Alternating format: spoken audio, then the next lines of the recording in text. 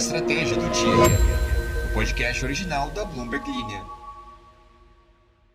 Nesse exato momento, a China e a União Europeia estão se atingindo com novas tarifas.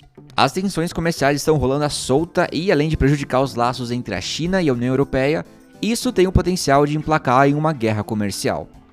A gente vai entender essa história juntos hoje. Nós também vamos falar sobre como a Azul fechou um acordo com arrendadores para reduzir sua dívida em 3 bilhões de reais. E ainda vamos ver uma história bem curiosa. A Home Depot, que é tipo a Leroy Merlin dos Estados Unidos, ordenou que a equipe de escritório trabalhe nas lojas pelo menos 4 vezes no ano. Você aí já trabalhou ou trabalha com varejo? O que você acha dessa ideia de mandar a galera do escritório para a loja?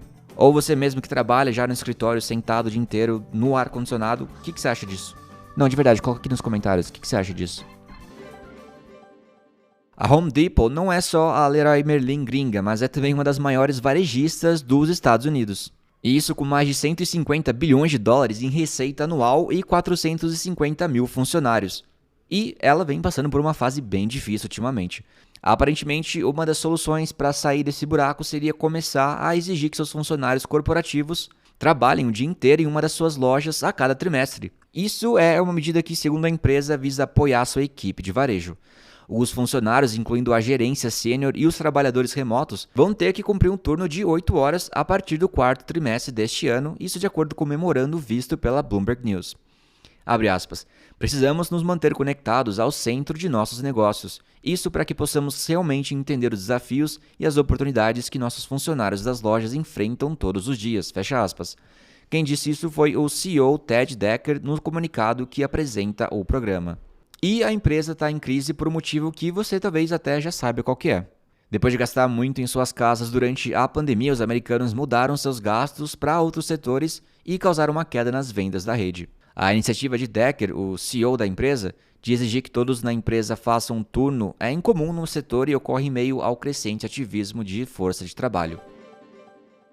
A Azul chegou a um acordo com seus arrendadores e fabricantes de equipamentos originais para reduzir os passivos da companhia aérea. O acordo vai reduzir em 3 bilhões de reais o tamanho atual da dívida em troca de 100 milhões de novas ações preferenciais, isso disse a Azul em um documento enviado aos reguladores na noite de segunda-feira. A dívida líquida estava em 24,6 bilhões de reais ao fim do segundo trimestre.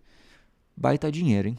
Esses credores representam aproximadamente 92% das obrigações de emissão de ações existentes, sujeito a certas condições e aprovações corporativas aplicáveis, segundo o comunicado. A companhia aérea estuda várias opções para lidar com suas obrigações de dívida de curto prazo, que passaram de oferta de ações à consideração de um pedido de proteção contra credores na justiça americana, segundo fontes disseram à Bloomberg News.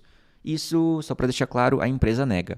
Buscar a proteção dos credores continua sendo a opção menos preferida da Azul e a empresa está empenhada em evitá-la. Os ratings da Azul foram rebaixados pela Fitch Rating em setembro de B- para CCC. Isso, é claro, reflete o risco elevado de refinanciamento da empresa e o perfil de fluxo de caixa mais fraco em meio à depreciação do real brasileiro, disse a agência de risco. A Moody's Ratings e a S&P Ratings também rebaixaram a empresa no último mês. E bora para a treta do dia. A China começou a estudar se vai aumentar as tarifas sobre veículos europeus movidos a combustão de grande porte e se vai começar a cobrar impostos sobre o brand importado do continente. Vamos começar. O que é brand? É a categoria mais ampla de conhaque. Conhaque, para vocês saberem, pela lei só pode ser chamado assim quando for produzido na região francesa de Cognac. Isso ao norte de Bordeaux. Por favor, me digam que vocês também não sabiam disso, ou eu vou me sentir igual aquela menina que contou na TV toda animada que dava pra usar a tampa da garrafa térmica como copo. E outra coisa, isso não veio do nada da parte da China, tá? Deixa eu voltar um pouquinho na história. Aqui vai um som de rebobinar a fita, se eu não colocar é porque eu esqueci na edição. Na semana passada, a União Europeia aprovou tarifas de até 45% sobre as importações de veículos elétricos chineses por 5 anos. Isso porque eles consideram que as empresas estavam recebendo muito apoio do governo chinês para conseguir vender os carros a preços mais baixos. Então, esse movimento da China mostra que o país está revidando o surgimento dessa tarifa. E as tensões comerciais prejudicaram os laços entre a China e a União Europeia nos últimos anos. Bom, tudo indica que ambos os lados tentariam evitar uma guerra comercial, especialmente porque as eleições dos Estados Unidos estão chegando e isso poderiam trazer mais incertezas em todo o mundo. A perspectiva de novas tarifas chinesas sobre carros e outros produtos prejudicaria ainda mais as empresas europeias que já lutam contra a desaceleração da maior economia da Ásia. A União Europeia vai contestar as medidas chinesas sobre o brand na Organização Mundial do Comércio. A Comissão Europeia deve publicar os resultados finais de sua investigação sobre veículos elétricos da China até o final deste mês. E, após essa fase, as tarifas entrariam já em vigor. A mídia estatal chinesa e os grupos comerciais haviam sugerido que Pequim poderia aumentar as tarifas sobre as importações de automóveis em resposta às medidas da União Europeia. E essa é a primeira confirmação oficial do Ministério.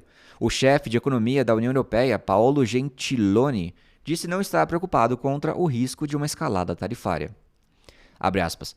Tivemos uma investigação séria sobre os riscos da superprodução em alguns setores, fecha aspas. Isso disse o Gentiloni a jornalistas em Luxemburgo. E ele continua dizendo, tomamos decisões apropriadas e muito proporcionais e não creio que haja qualquer razão para que a China reaja a essas decisões proporcionais com retaliação. A Alemanha e a Eslováquia, que votaram contra essas tarifas, estão mais expostas caso a China imponha tarifas sobre as importações de automóveis. Lembrando que há empresas grandes de automóveis como a Volkswagen, que fica na Alemanha. A China anunciou uma investigação antidumping sobre o brand europeu em janeiro deste ano. Isso após o início da investigação da União Europeia sobre seus subsídios para veículos elétricos. O país asiático disse em agosto que encontrou alegadas evidências de dumping por parte dos produtores europeus de bebidas alcoólicas em uma investigação preliminar. Só que na época eles não cobraram nenhuma tarifa sobre isso. Bom, para esse momento aqui, eu escolhi uma música que o Vinícius C_S estava ouvindo no dia anterior. Ele disse que a música que ele estava escutando antes do podcast era Take Me Out, de Franz Ferdinand. E é essa música que vocês estão ouvindo nesse exato momento. Eu quase peguei a música que a Adriele Rodrigues estava ouvindo, que é Paper Planes, da Mia, que é muito boa. Mas eu acho que não casa muito com um podcast informativo, então vai ficar pra próxima, mas eu queria muito ter escolhido, de verdade. Rodrigo Coimbra disse, por aqui tocou o Samba do Dragão da Pede Chinesa. Muito boa essa música, grande novela. Setembrino Moro Capo diz, excelente jornal. Não sei se refere a esse jornal? Bruna Rial diz, no meu não toca música antes porque a estratégia do dia já está nos meus podcasts salvos, coraçãozinho. Então não ouço pelo caminho diário. Tudo bem, justo. Obrigado pelo comentário.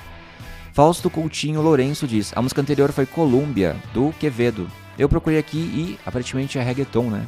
Eu achei legal, não conheço muito reggaeton, mas eu gostei da música. Carlos Ponic diz, vixe, me pareceu um treinamento pro novo âncora do programa. Não que eu saiba, foi só um convite mesmo, porque ele tava dormindo em casa, como eu disse. Foi uma festa do pijama aqui. Ian Glissa diz, a música anterior foi Drama, da Duda Beat. Duda Beat, nossa. Camille Medina diz, festa do pijama na casa do Alan. Exatamente, foi quase uma festa do pijama. Luiz Ferreira Jr. diz, música tocada antes do episódio do podcast foi Prince Royce Morfina. Acho que Morfina é o nome da música, né? Um big beijo, primo Alan, você é nota 10, amante do doce de leite. Ouça a estratégia do dia no trabalho. É isso aí, viva o doce de leite Viçosa e bom trabalho aí, Luiz. Fabrício Luiz diz, chego ao meu trabalho, a primeira coisa que faço é colocar pra tocar a estratégia do dia. Achei que não ia superar a Ana, mas o chileno está fazendo um excelente trabalho, big beijo. Um big beijo, Fabrício Luiz, e um abraço pra todo mundo aí. Comentário polêmico, hein, gente. Evandro Voltolini diz, primo Alan, Justin Timberlake não tem mais meu streaming depois que eu li a biografia da Britney. Tirando que às vezes ele tem, pois as músicas são boas, fazer o quê? Mas coloca Piece of Me da Britoca, por favor, pois ela merece, justiça. Eu acabei de ver esse comentário, se tivesse visto antes eu teria colocado, eu prometo. Mas eu vou guardar aqui, tá? Vai ficar na lista. Hannah diz, eu não ouço no caminho diário.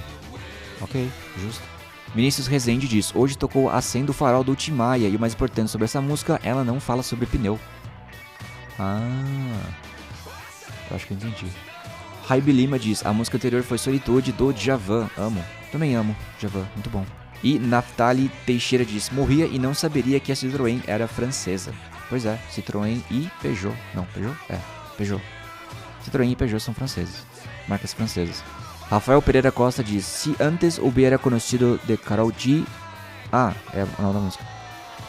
Música muito boa pra começar o dia. A notícia da Citroën chegou depois que já comprei outro. Comprou outro Citroën ou outro carro? Por favor, responda a minha pergunta lá sobre a ideia de mandar o pessoal do escritório para as lojas. E não se esqueçam de colocar aqui a música que estava tocando antes ou depois do episódio, se você nos escuta no caminho diário, é claro. Eu vou ficando por aqui, muito obrigado pela audiência de vocês, até o próximo episódio e um big beijo.